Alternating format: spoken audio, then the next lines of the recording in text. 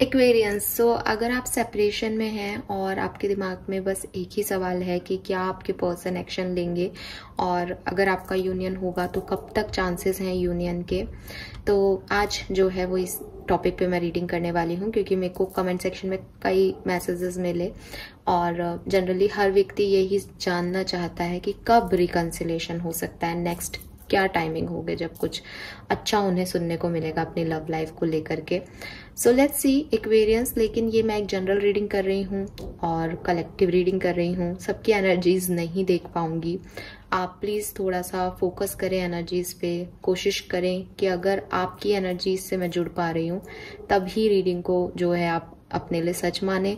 अगर आपको लगता है कि नहीं ये मेरी एनर्जीज नहीं है तो मे बी मैं आपकी एनर्जीज कैच नहीं कर पाई हूँ इस वीडियो में। तो जनरल कलेक्टिव रीडिंग बना रही हूँ, कोशिश यही है कि ज्यादातर लोग जो हैं उनको आंसर मिल सके। लेकिन लेट्स सी यूनिवर्स किसको आंसर करना चाहते हैं और किसको नहीं। तो सबसे पहले तो देखते हैं कि आपकी प्रेजेंट सिचुएशन क्या है। अब ऑफ कोर्स आप सेपरेशन में हो, बट ये सेपरेशन क्यों आया, क्या सिचुएशंस है, वो समझने की कोशिश करते हैं।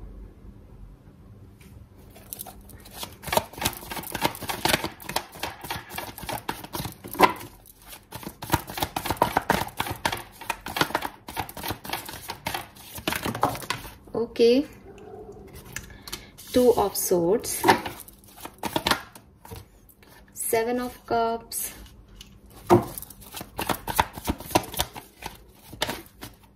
the Empress,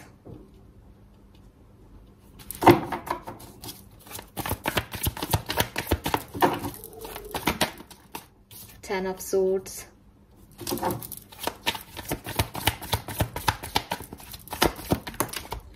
the Moon, yes,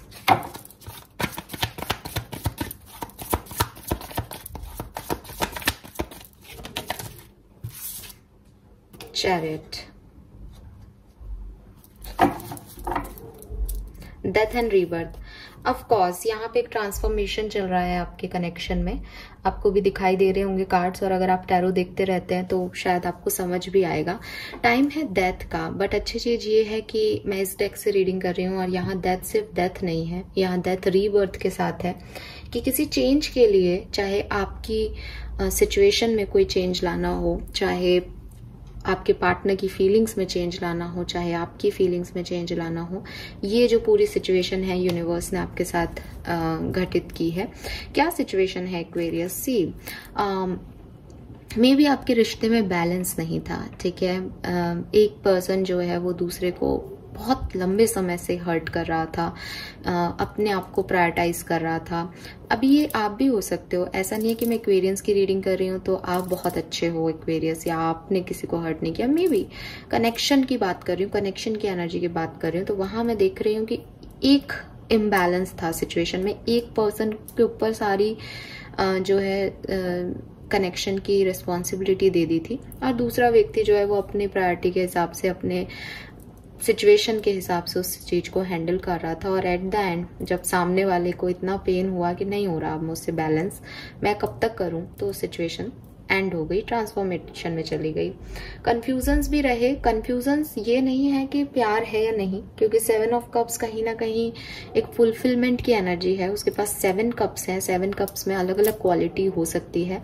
लेकिन कंफ्यूजन मून की एनर्जी है, डिसीजन मेकिंग ही नहीं कर पाए, कमिटमेंट ही नहीं दे पाए एक दूसरे को, डर में ही रह गए, शक में ही रह गए, इल्यूजन में ही रह गए कि ये नहीं सपोर्ट करेगा, ये साथ नहीं देगा, ये गलत है, सोसाइटी क्या कहेगी, मदर फादर क्या कहेंगे, फैमिली क्या कहेगी, इन सब चीजों में इतना उलझ गया रिश्ता कि आगे बढ़ना तो दूर, उसमें बैलेंस ही नहीं हो पाया, ठीक है। तो वो चीज दिख रही है।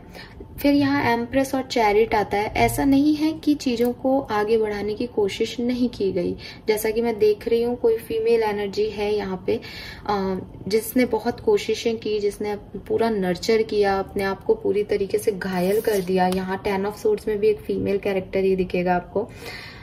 तो अपने आप को पूरी तरीके से उसने कुर्बान कर दिया इस कनेक्शन पे कि किसी तरीके से गाड़ी जो है आगे बढ़ जाए, बट शायद अभी उनको उस चीज का प्रोसेसिंग होते हुए नहीं दिख रहा है डेफिनेटली।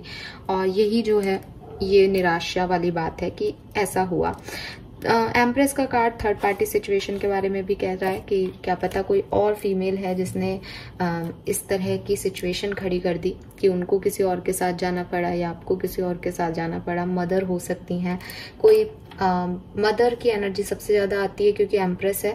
अदरवाइज कोई प्रेग्नेंट लेडी हो सकती है, घर की एल्डर सिस्टर हो सकती है, या कोई थर्ड पार्टी सिचुएशन में वाइफ भी हो सकती है, या आप लोग मैरिड हैं तो कोई और थर्ड पार्टी सिचुएशन में फीमेल हो सकती है। तो एक फीमेल एनर्जी की वजह से कुछ इश्यूज हुए हों थर्ड पार्टी सिचुएशन के, ऐसे भी यहाँ पे पॉसिबिलिटीज दिखाई दे रही हैं। सो ये है आपकी एनर्जीज। मैं बहुत ज्यादा सुपरफिशियल ही रीडिंग कर रही हूँ, बहुत ज्यादा डीप में नहीं जाऊंगी इस बार। नाउ लेट्स सी कि आपके पार्टनर की करंट एनर्जीज क्या है इस कनेक्शन को लेके। प्लीज यूनिवर्स प्लीज गाइड कीजिए, थैंक यू। पार्टनर की current energies for Aquarians, partner की current energies for Aquarians. Okay, we have ace of wands, eight of swords. कुंभ राशि के पार्टनर की करंट एनर्जीज। ओके चलिए, thank you. Four of cups, temperance, six of wands. ठीक है, clarify करते हैं, यहां से करूंगे क्या क्लैरिफिकेशन दूंगी। Why this ace of wands? कुंभ राशि के पार्टनर की एनर्जी में एस ऑफ वॉन्ड्स क्यों है, प्लीज बताइए। चलिए, we have ten of swords again and four of cups, दोनों ही कार्ड्स आए हैं यहाँ पे, और ये कार्ड्स भी गिरे हैं, high priestess and page of rods. देखिए, आपके पर्सन जो है वो बहुत बुरी तरह से परेशान है इस समय।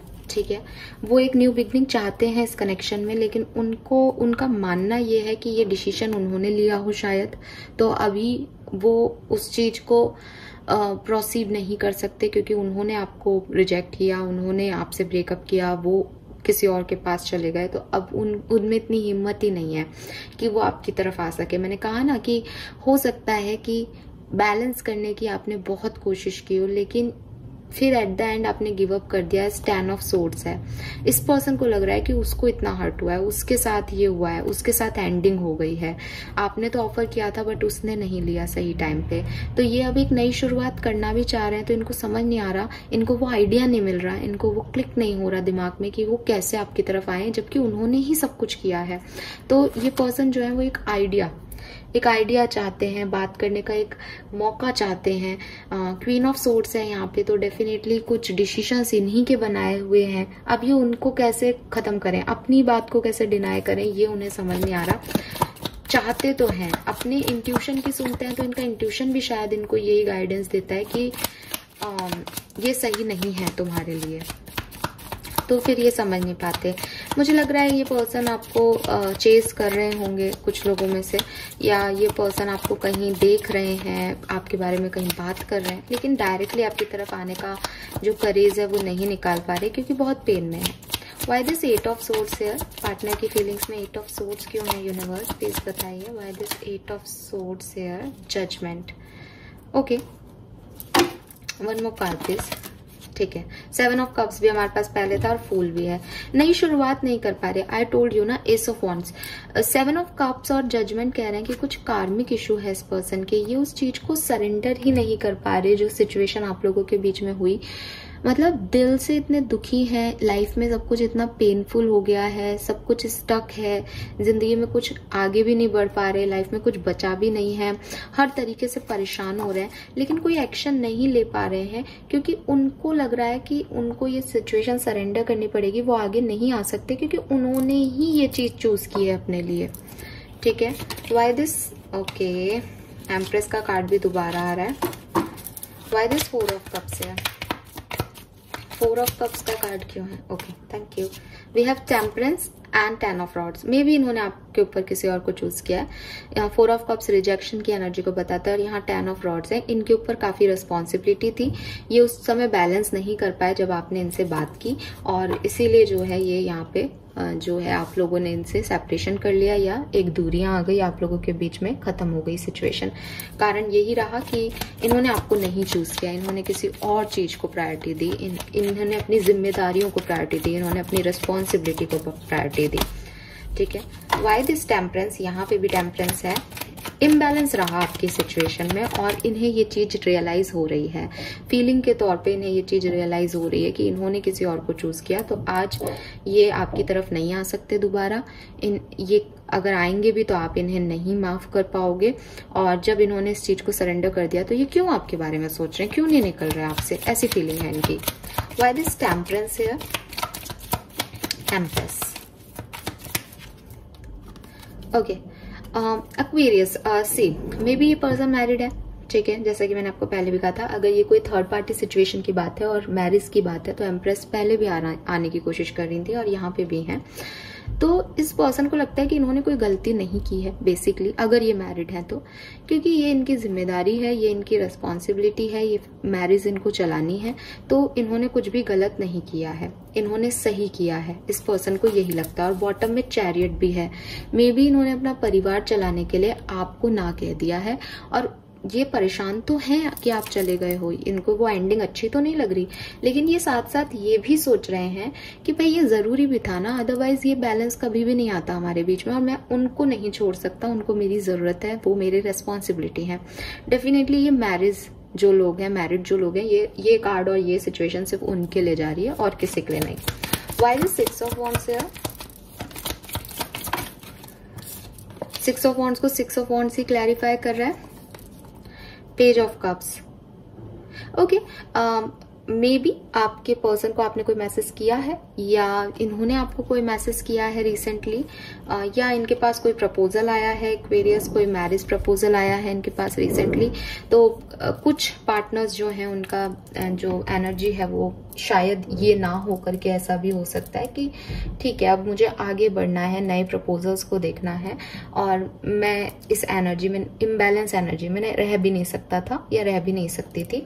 यहाँ पे भी एम्प्रेस और हेरोफेंट आ रहे हैं, तो एक विजडम है कि ये सिचुएशन मेरे लिए नहीं थी, ये मुझे परेशान तो कर रही है लेकिन मुझे आगे बढ़ना ही पड़ेगा क्योंकि मेरी जिम्मेदारियां हैं, मैं मैरिड हूं या मुझे शादी करनी है या मुझे आगे बढ़ना है अपनी सिचुएशन में, और इस सिचुएशन में कोई क्लैरिटी नहीं थी, कोई कमिटमेंट ही नहीं था, इसलिए इस पर्सन का आगे बढ़ना सही है। कहीं ना कहीं आपके पर्सन ये भी सोच रहे हैं, मुझे ये भी लग रहा है कि आपके पर्सन जो है अभी अपनी फैमिली, किसी फैमिली फंक्शन या फैमिली के साथ बहुत व्यस्त है, तो वो आपके बारे में बहुत ज्यादा सोच भी नहीं रहे हैं एक्वेरियस, ठीक है। अभी ये 50-50 हो जाता है, कुछ लोगों के पर्सन स्टक है, उन्हें आपकी याद है, आपकी मेमोरीज है उनके अंदर, लेकिन वो निकलने की कोशिश कर रहे हैं। कुछ लोगों के पर्सन के अंदर वो स्टकनेस भी नहीं है, वो निकल चुके हैं। ये दो फीलिंग्स यहाँ पे मुझे आपके पार्टनर की दिखाई दे रही है एक्वेरियस, ओके। ना अगर ये सारा कहानी आपसे थोड़ा बहुत भी मैच करता है तो अब देखते हैं कि क्या आपके पर्सन आपके लिए कोई एक्शन लेंगे, यस और नो, और अगर लेंगे तो कब तक ले सकते हैं। Please universe, please divine power, please spirit guides, please give me the accurate message which are in our higher goods. Aquarians के पार्टनर क्या उनके लिए कोई एक्शन लेंगे, क्या कभी भी इस पर्सन की तरफ से कोई एक्शन आ सकता है। 9 of Wands,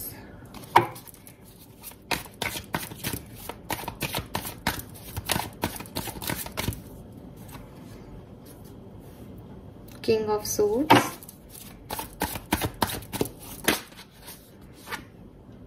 Strength,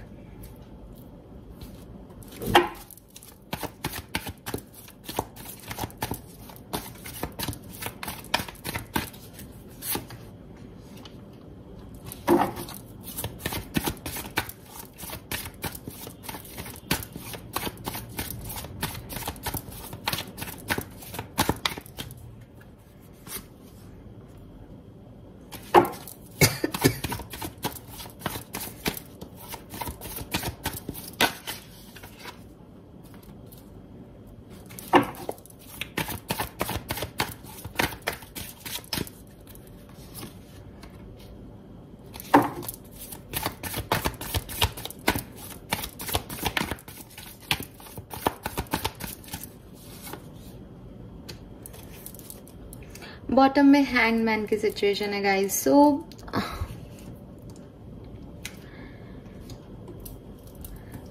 देखो एक्वेरियस, या तो बहुत क्विकली आंसर आ जाएगा, ठीक है, बहुत क्विकली, यानी कुछ एक आध दिन में ही आपको मैसेज रिसीव हो जाएगा इस पर्सन का, और अगर एक आध दिन में मैसेज रिसीव नहीं होता है, ठीक है, तो फिर ये सिचुएशन लंबी जाएगी, और मे बी इसमें अगस्त तक का टाइम लग जाए, ठीक है। यस, जुलाई अगस्त का टाइम लग सकता है अगले साल तक। और अगर ये जो सिचुएशन है उसमें, क्योंकि यहाँ पे ना हैंगमैन है, हैंगमैन दो चीजों को डिनोट कर रहा है। पहला डिनोटेशन वो है कि आपसे निकल ही नहीं पा रहे, आप में ही उलझे हुए, अटके हुए हैं, तो डेफिनेटली जल्दी लेंगे एक्शन। दूसरा ये है कि वो इस सिचुएशन में एक्शन लेने की ही उसमें नहीं है, वो इस सिचुएशन में अटक गए कहीं, तो वो एक्शन नहीं लेंगे, ठीक है। तो मैंने आपको क्लियर कर दिया है कि मेरे इंट्यूशन मुझे क्या कह रहे हैं। लेकिन मैं फिर भी देख रही हूँ कि यहाँ पे ज्यादातर लोगों के लिए, क्योंकि हम पॉजिटिव डायरेक्शन में ही पहले लेते हैं, तो ज्यादातर लोगों के लिए यहाँ नवंबर तक जो है आपको कोई ना कोई एक्शन इस पर्सन का मिल जाएगा, कैसे ना कैसे कोई ना कोई रेस्पॉन्स आपको इस पर्सन से मिल जाएगा नवंबर तक। अगर नहीं मिलता है तो ये सिचुएशन फिर मैंने जैसे कहा अगले साल जुलाई अगस्त तक बढ़ सकती है। नाउ क्वेश्चन आता है कि अगर ये नवंबर तक है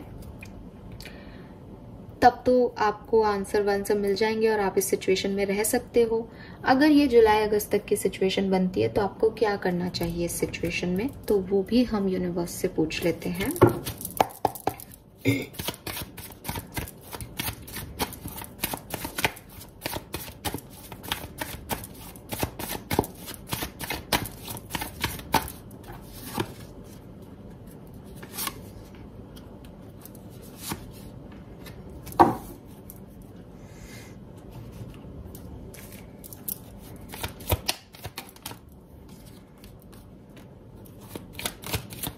अरे वाह,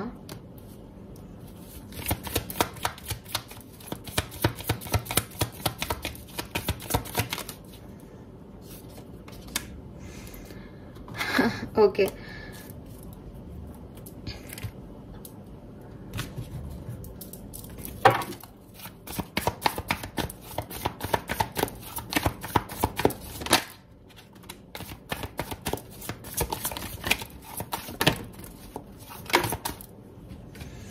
फाइन एक्वेरियस, देखिए aquarius it's up to you basically, ठीक है। हंसिएगा मत कि फिर हम आपसे क्यों पूछ रहे हैं, मैं बता देती हूँ कि क्यों। आपका जो रिलेशनशिप है वो स्मूथ तो कभी भी नहीं जाएगा। इस रिलेशनशिप में आप हमेशा ही डिस्टर्ब रहोगे, क्योंकि एक पार्टनर की एनर्जी बहुत कंट्रोलिंग है इस कनेक्शन में, वो ही कंट्रोल करेंगे रिश्ते में हमेशा, ठीक है। और फाइट्स भी होंगी, क्योंकि मैं आपको भी स्टबर्न देख रही हूँ, आप भी एक एक्वेरियन है। ये पर्सन एक एरीज या मेष राशि के पर्सन हो सकते हैं, तुला राशि के पर्सन हो सकते हैं, सिंह राशि के पर्सन हो सकते हैं, या धनु राशि के पर्सन हो सकते हैं जिनको आप डील कर रहे हो, ठीक है।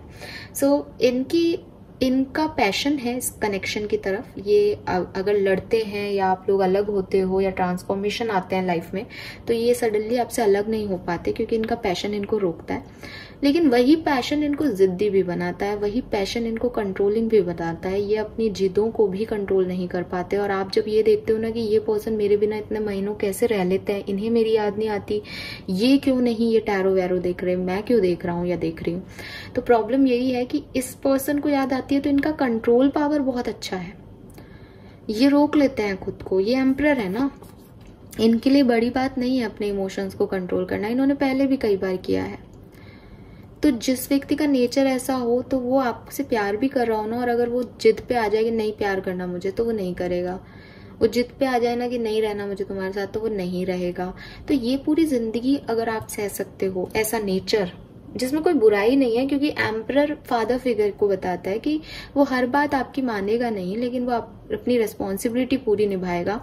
अभी भी आप उसको देख रहे हो कि वो अपनी रिस्पॉन्सिबिलिटी के लिए ही आपसे दूर गया है, तो उसने आपको छोड़ा नहीं है, उसने अपनी रिस्पॉन्सिबिलिटी को चूज किया है आपके ऊपर। तो जो व्यक्ति दूसरों के लिए इतना रिस्पॉन्सिबल है, वो आपकी भी जिम्मेदारी लेगा, तो आपके लिए भी रिस्पॉन्सिबल होगा, राइट। लेकिन आपके लिए वो हमेशा ऐसे, मतलब वो उस एनर्जी में नहीं रहेगा, वो एक डोमिनेटिंग और कंट्रोलिंग एनर्जी में ही रहेगा, ठीक है, अगर आप इस पर्सन का वेट करते हो तो। नाउ क्वेश्चन ये है कि मेरी रीडिंग क्या कह रही है कि क्या आपको वेट करना चाहिए या नहीं। तो आपको वेट नहीं करना चाहिए, क्योंकि कोई भी डिवाइन एनर्जी आपको ऐसे कंट्रोल होने के लिए, लड़ने झगड़ने के लिए तो आगे फॉरवर्ड पुश नहीं करेगी। लेकिन मैं आपको बताती हूँ कि आप वेट करेंगे एक्वेरियस, जो भी ये रीडिंग देख रहे हैं, आप वेट करेंगे। आप डिवाइन एनर्जी से फाइट कर रहे हो कि मुझे रहना है इस कनेक्शन में, और 3 ऑफ वॉन्ड्स के साथ आप इंतजार कर रहे हो, 7 ऑफ पेंटिकल के साथ भी आप इंतजार कर रहे हो, जस्टिस की डिमांड कर रहे हो, आ जाए किसी तरह से, गलती उनकी है तो वो माने। अभी आपको नहीं पता ना, वो तो एम्परर है, वो तो कभी गलती उनके मन में भी होगा ना कि वो झुक के माफी मांगे, तो भी वो नहीं मांगेंगे। And knight of pentacle, slowly ही सही, आपको इंतजार करने में भी वो दर्द जो मिल रहा है, आप उसके लिए भी रेडी हो। तो या तो ये सिचुएशन बहुत रिसेंटली चली जाएगी, या ये जुलाई अगस्त नेक्स्ट ईयर तक जा सकती है। आप इसमें वेट करने वाले हो। करना चाहिए या नहीं में आंसर नहीं है, और जो सिचुएशन है, जो फीलिंग है पर्सन की, वो मैं आपको बता चुकी हूँ। ठीक है, यस। नाउ लेट्स सी कि अगर ये पर्सन एक्शन लेंगे तो क्या एक्शन हो सकता है वो एक्वेरियंस। कभी भी ये पर्सन आए आपकी तरफ तो क्या एक्शन लेंगे। अगर आप कोई एक्शन नहीं लेते हो तो इनका क्या एक्शन होगा।